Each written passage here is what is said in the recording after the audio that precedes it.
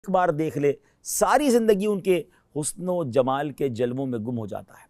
جی ہاں، وہ آقا جن کا آپ نے بھی اور میں نے بھی کلمہ پڑھا ہے صلی اللہ تعالیٰ علیہ وسلم، وہ دکھتے کیسے تھے، وہ نظر کیسے آتے تھے، ان کا حسن کیسا تھا۔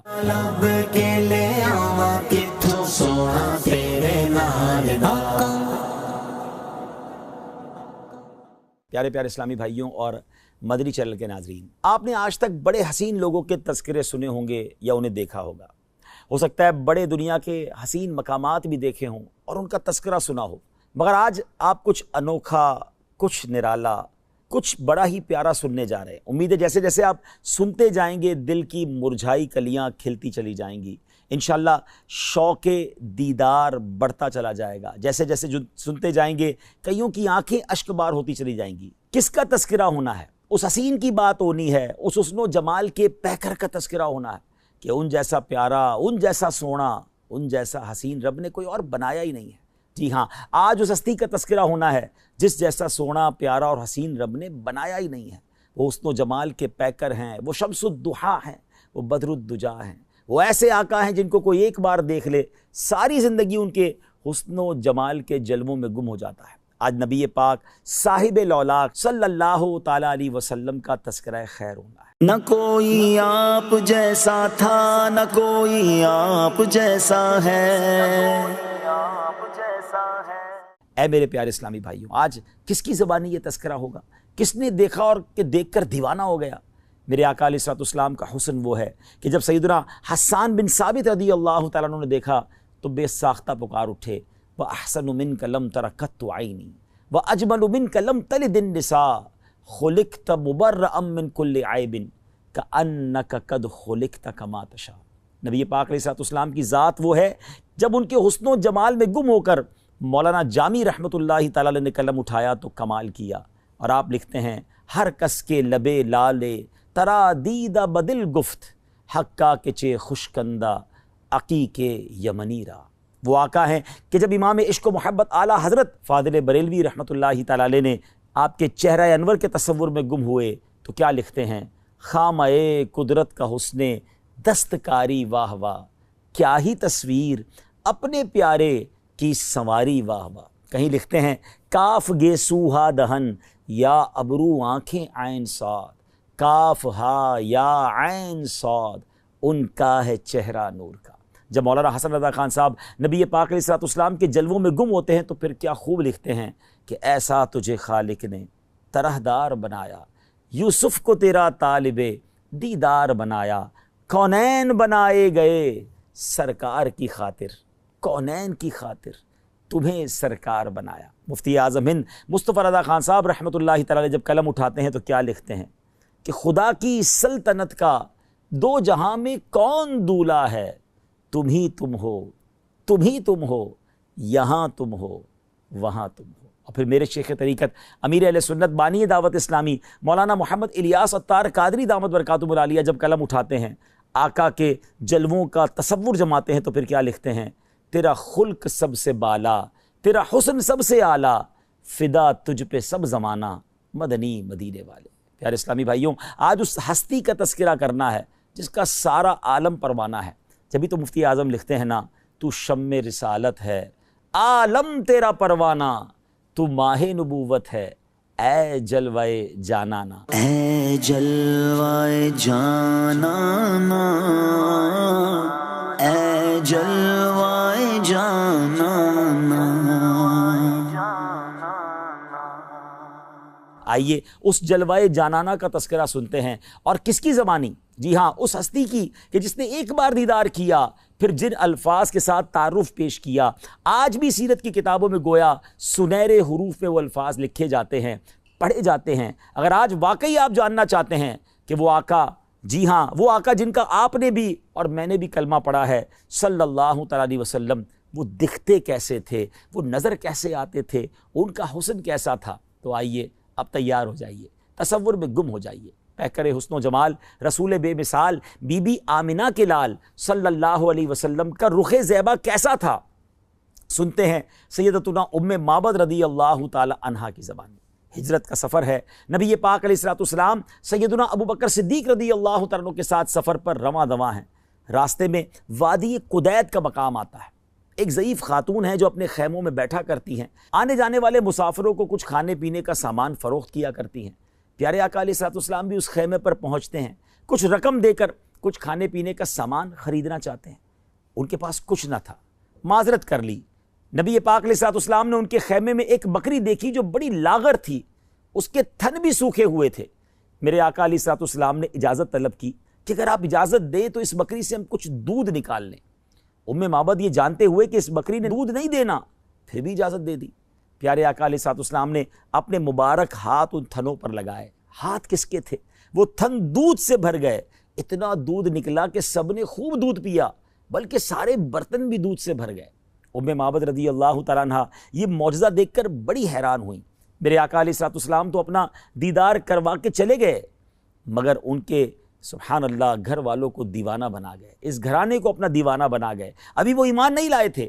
ابو معبد رضی اللہ تعالیٰ جب واپس آئے اور ام معبد کے جو شوہر ہیں گھر میں جب دودھ سے بھرے ہوئے برتن دیکھے تو پوچھتے ہیں کہ کون آیا تھا، یہ کیا معاملہ ہے؟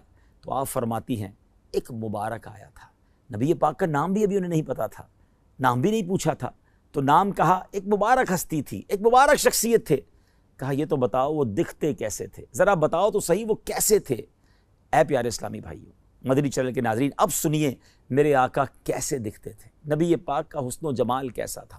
ام معبد رضی اللہ تعالیٰ عنہ کے عشق بھرے انداز میں، کس پیارے انداز میں نبی پاک کا رخ انور بیان کیا۔ آئیے الفاظ تو دیکھیے کیسے موتیوں کی مانند ہے۔ وہ کہتی ہیں رأیت رجلا ظاہر الوداع، میں نے ایک ایسی ذات دیکھی ہے جن کا حسن نمایاں ہے، ابلج الوجہ حسن الخلق، جن کا چہرہ خوبصورت اور وہ تخلیق کے شاہکار تھے، لم تعبہ خجلا، ان کی جسامت میں فربا ہونے کا عیب ہی نہ تھا، ولم تزری بہ سعلا، اور نہ ہی پتلی جسامت کا عیب تھا، وسیم قسیم، بڑے حسین، انتہائی خوبصورت، فی عینیہ دعج، ان کی آنکھیں سیاہ اور بڑی تھیں، وفی اشفارہ وطف، ان کی پلکیں لمبی تھیں، وفی صوتہ سحل، ان کی آواز گونجدار تھی، وفی عنقہ سطع، ان کی گردن چمکدار تھی،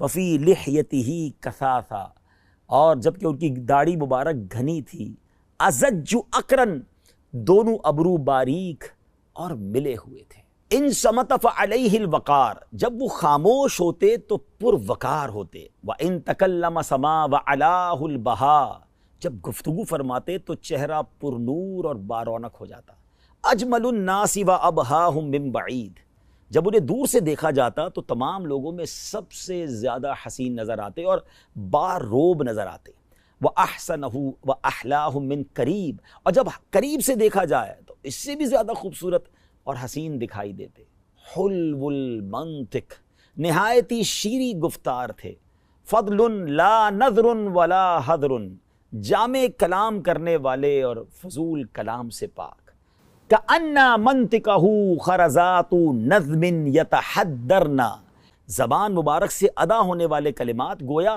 موتیوں کی لڑی تھی۔ سبحان اللہ۔ فرماتے ہیں اذا قال استمعوا لقولہ، میرے آقا جب کلام فرماتے، وہ جب کلام فرماتے تو رفقا اور حاضرین نہایت یکسوئی کے ساتھ سماعت کرنے کو شرف جانتے۔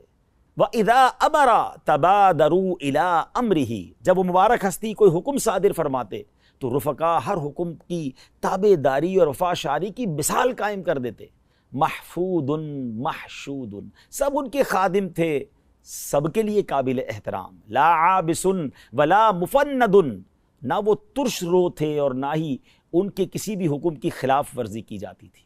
سبحان اللہ۔ ناظرین کیسے موتیوں والے الفاظ ہیں، ذرا غور کیجئے نا کہ صحرا میں رہنے والی، خیمہ میں رہنے والی ایک خاتون نے نبی پاک کا ذکر خیر اتنا شاندار انداز میں کیا کہ آج تقریباً 1450-1500 سال کے بعد بھی سیرت کی کتابوں میں ان کا ذکر ہو رہا ہے، آج ان کا ہم نام لے رہے ہیں۔ ویسے اس زمانے میں بہت ساری خیمے والی ہوں گی، مگر ان کا چرچا کیوں ہے؟ کہ بات یہ ہے کہ ان کے جو غلام ہو گئے، وقت کے امام ہو گئے، نام لیوا ان کے جو ہوئے، ان کے اونچے نام ہو گئے۔ صحرا میں جب چاندنی رات ہو تو چاند کی چمک دمک دیکھنے کے لائق ہوتی ہے، چاندنی سے گویا سما ڈھک سا جاتا ہے، صحرا میں جب چاند نظر آتا ہے تو بڑا خوبصورت، بڑا حسین، بڑا چمکدار۔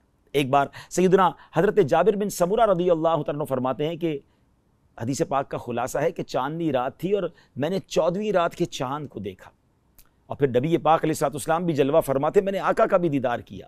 ایک بار پھر میں نے 14ویں رات کے چاند کو دیکھا، پھر نبی پاک کو دیکھا۔ کہتے ہیں میں دیکھنے لگا کہ کون زیادہ خوبصورت ہے، اور پھر کہتے ہیں کہ اللہ کی قسم میرے آقا علیہ الصلوۃ والسلام 14ویں رات کے چاند سے زیادہ خوبصورت ہے۔ اللہ اکبر۔ کہتے ہیں واللہ میرے آقا 14ویں رات کے چاند سے زیادہ حسین اور با کمال ہے۔ سبحان اللہ۔ کس کس حدیث کی بات کی جائے، اس نورانی چہرے کی کس کس انداز سے تذکرہ کیا جائے۔ بی بی عائشہ صدیقہ رضی اللہ تعالی عنہا فرماتی ہیں، حدیث پاک کا خلاصہ ہے کہ ایک بار میں رات کا آخری پہر تھا اور کچھ سی رہی تھی، میرے ہاتھ سے سوئی گر گئی۔ کہتی ہے میں نے وہ سوئی تلاش کی مگر وہ مجھے نہ ملی۔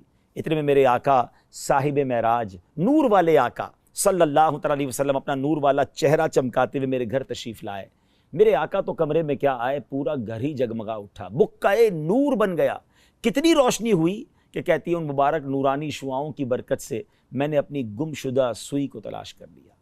اے میرے پیارے اسلامی بھائیوں اور مدنی چینل کے ناظرین، آج ہم نے اپنے آقا، پیارے پیارے آقا، حسین آقا صلی اللہ علیہ وسلم کا ذکر خیر سنا ہے، ان کے سراپے کے بارے میں سنا ہے، ان کے حسن و جمال کے بارے میں سنا ہے۔ پھر کیوں کسی اور سے پیار کیا جائے، پھر کیوں کسی اور سے محبت کی جائے؟ ارے اگر محبت کرنی ہے، کسی کا دیوانہ بننا ہے، کسی کو آئیڈیل بنانا ہے، تو فقط نبی پاک علیہ الصلوۃ والسلام کی ذات کو اپنا سب کچھ بنا لیجئے، اپنی امیدوں کا محور بنا لیجئے، ان کی یاد میں تڑپا کیجئے، ان کے ذکر کو اپنی زبان پہ جاری کیجئے، اور آقا علیہ الصلوۃ والسلام کے دیدار کی تمنا دل میں رکھیے۔ تمنا یہ ہو کہ اے کاش کبھی ایسا بھی ہو خواب میں میرے ہوں جس کی غلامی میں وہ آقا نظر آئے۔ ان کی سنتوں پر عمل کیجئے، ان کے فرامین پر عمل کیجئے، ان کی نافرمانی والے کام نہ کیجئے۔ الحمدللہ دعوت اسلامی کا ماحول وہ مدنی ماحول ہے جو عشق رسول کے جام ہمیں بھر بھر کر پلاتا ہے۔ آئیے اس ماحول سے وابستہ ہو جائیے، قافلوں میں سفر کیجئے، نیک اعمال پر عمل کیجئے، اور مدنی چینل دیکھتے رہیے۔ اس طرح کے سلسلے لے کر پھر حاضر ہوں گے۔ اللہ تعالیٰ مجھے بھی اور آپ کو بھی سرکار دو عالم علیہ الصلوۃ والسلام کا سچا عشق نصیب فرمائے، ان کے جلووں میں گم ہونا نصیب فرمائے۔ یہ تمنا کاش ہم سب کے لیے پوری ہو جائے کہ نجم کی اے خدا آرزو ہے یہی، عاشق زار کی آبرو ہے یہی، موت کے وقت سر ان کے قدموں میں ہو، دید ہوتی رہے دم نکلتا رہے۔ آمین بجاہ نبی امین صلی اللہ تعالی علیہ وسلم۔ لب کے لے آواں کتھوں سونا تیرے نال دا، لب کے